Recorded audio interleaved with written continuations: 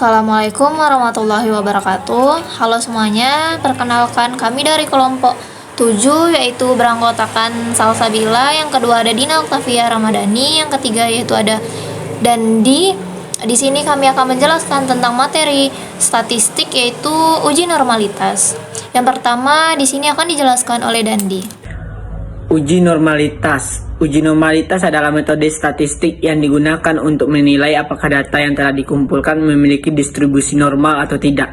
Distribusi normal adalah distribusi yang simetris dan mengikuti pola lonceng. Dalam uji normalitas, data diperiksa untuk melihat apakah ada penyimpangan dari distribusi normal yang diharapkan. Selanjutnya adalah pentingnya uji normalitas dalam analisis data. Pentingnya uji normalitas dalam analisis data tidak dapat diabaikan. Hal ini karena banyak metode statistik yang memerlukan asumsi bahwa data berdistribusi normal. Jika ada data yang tidak berdistribusi normal, analisis yang dilakukan dapat menghasilkan kesimpulan yang tidak akurat ataupun tidak valid. Dan selanjutnya adalah metode klasik dalam pengujian normalisasi. Metode klasik dalam pengujian normalitas adalah dengan mengamati jumlah data yang dikumpulkan. Jika jumlah data lebih dari 30, dapat diasumsikan bahwa data tersebut berdistribusi normal. Namun untuk memberikan kepastian sebaiknya dilakukan uji normalitas. Nah, kita harus memahami uji normalitas dalam model regresi. Nah, sebagai contoh ada data berdistribusi normal seperti contoh di bawah, yaitu 100 buah jeruk, semua rasa jeruk adalah asam, maka data tidak normal. Uji normalisasi adalah untuk melihat apakah nilai retribusi normal atau tidak. Model regresi memerlukan normalitas pada nilai residusinya, bukan pada masing-masing variabel penelitian. Pada tahun 2011, Ajija mengatakan bahwa uji normalitas diperlukan ketika jumlah observasi kurang dari 30. Uji normalitas digunakan untuk mengetahui apakah error term mendekati distribusi normal. Jika jumlah observasi melebihi 30, maka tidak perlu dilakukan uji normalitas karena distribusi sampling error term telah mendekati normal. Jika misal menggunakan 285 observasi, maka uji normalitas dapat diabaikan. Apabila data cenderung tidak normal, maka dapat digunakan asumsi central limit theorem, yaitu jika jumlah observasi lebih dari 30, maka tidak perlu dilakukan uji normalitas dan dapat diabaikan. Uji normalitas dapat dilakukan dengan uji histogram, uji normal p-plot, uji chi-square Leonnes dan kurtosis atau uji Kolmogorov-Smirnov, uji Shapiro-Wilk, dan lain sebagainya.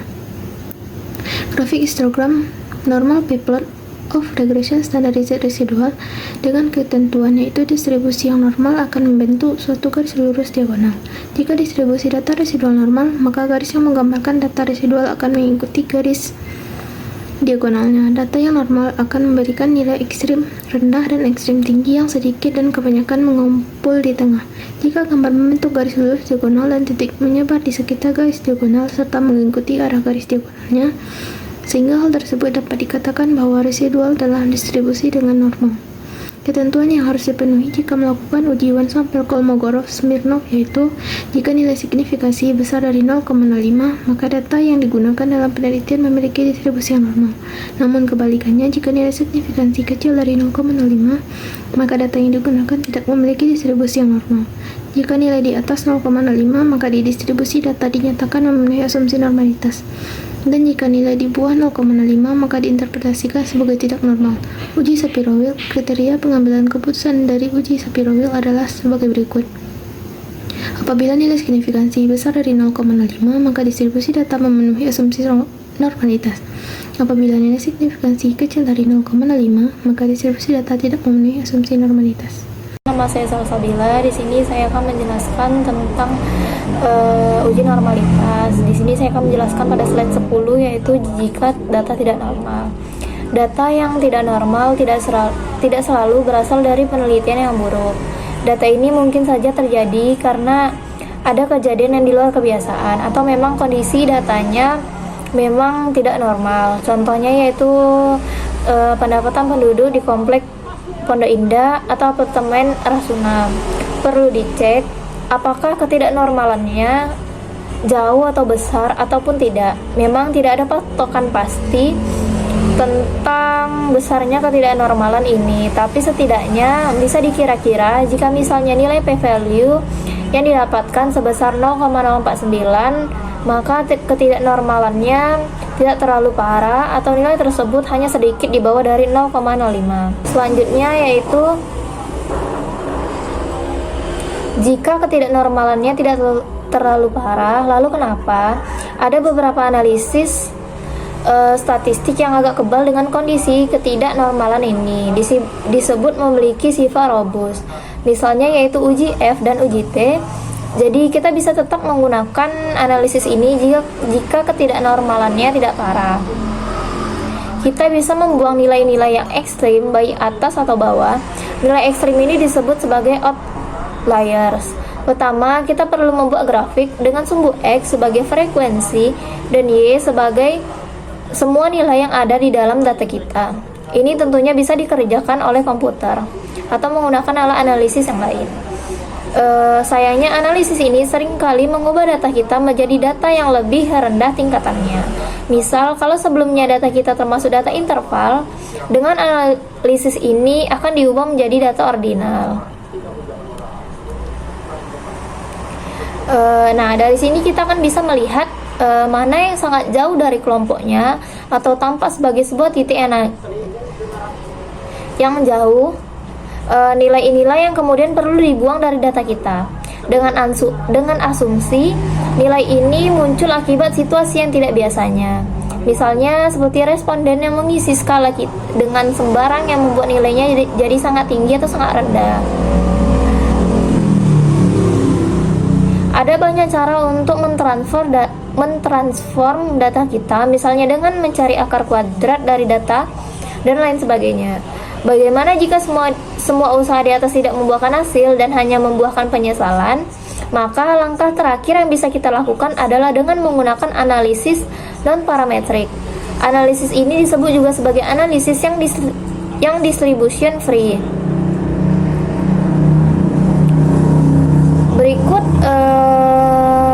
kekuatan atau kelebihan dari uji normalitas. Yang pertama yaitu membantu kita untuk memvalidasi asumsi statistik.